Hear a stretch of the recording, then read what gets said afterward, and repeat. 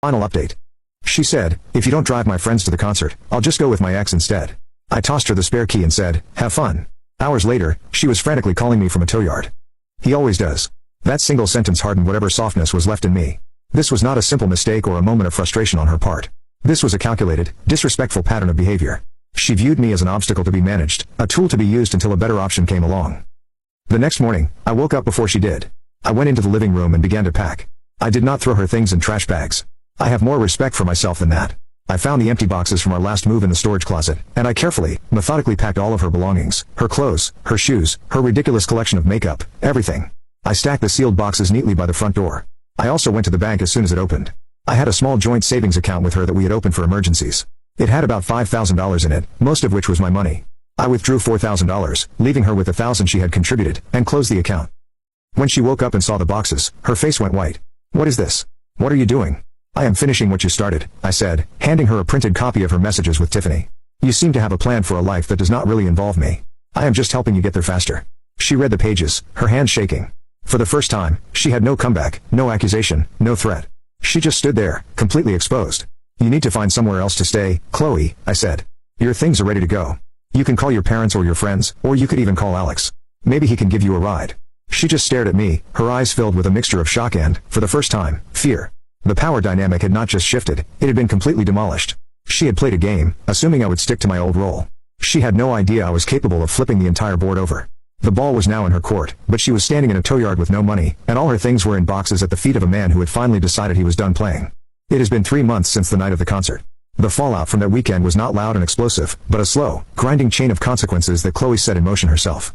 After I packed her boxes, she did not call Alex. She called her parents. Her father, a man who I have always found to be reasonable, showed up a few hours later. He tried to play the role of mediator to smooth things over. He walked in, saw the neatly stacked boxes and the printouts of the text messages I had left on the kitchen counter, and his demeanor changed. He asked to speak to me alone in the garage. He did not yell. He just looked tired. Mark, he said, did you know she maxed out the credit card we gave her for emergencies? We just got the bill, over $4,000 in the last 2 months. We had to pay it off to keep it from hurting her credit. I shook my head. No, sir. I did not know that, but I am not surprised, he sighed. She has always been like this. Expects the world but does not want to do the work. I had hoped you were a steadying influence on her. I tried to be, I told him, but I cannot be a partner to someone who sees me as a stepping stone. He nodded and helped her load her boxes into his car. He shook my hand before he left and said what sounded like a genuine, I am sorry, Mark. Chloe did not say a word. She just got in the car and they drove away. The next phase of the drama was the smear campaign. Chloe and Tiffany posted vague things on social media about men who try to control you and the importance of escaping toxic situations. A few of their friends sent me angry messages. I did not respond to any of them. I just focused on my work. The truth has a way of coming out. As for the car, the old Honda sat in the impound lot for another week. The bill was climbing daily. Chloe called me one last time begging me to get it. She said it was my car, my responsibility. You are right, I told her. It is my car. I went down to the tow yard, paid the nearly $800 in fees, and had the car towed back to my shop. Chloe apparently found out I had retrieved it because she sent me a text demanding I give it to her.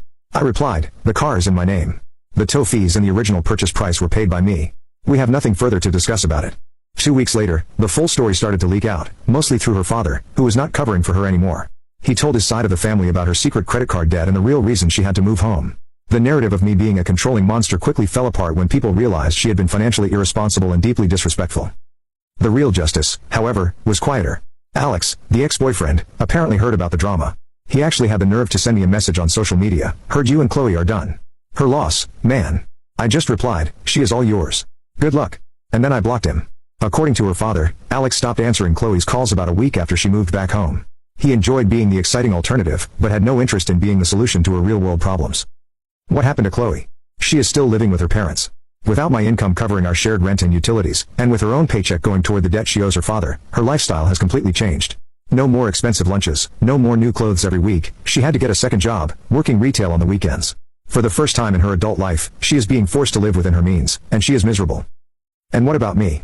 I am doing better than ever. The peace and quiet in my apartment is something I had not realized I was missing so badly. I finished the 69 Charger project, and the client was so thrilled he gave me a massive bonus and 2 new restoration projects. My business is thriving. As for the old Honda, I spent a weekend working on it. I flushed the fuel system, replaced the clogged filter, and gave it a full tune-up. I cleaned it inside and out. It still looks like an old beater on the outside, but it runs perfectly. I did not sell it. It has become a symbol for me, a reminder that sometimes the things people overlook, the things they call embarrassing or see as just a utility, are actually the most reliable things in your life. It is a reminder that I am not a backup plan. Last week, I drove it out to the coast. I had the windows down, the engine humming along. My phone did not ring once. It was just me, a reliable old car, and the open road. And I have never felt more free.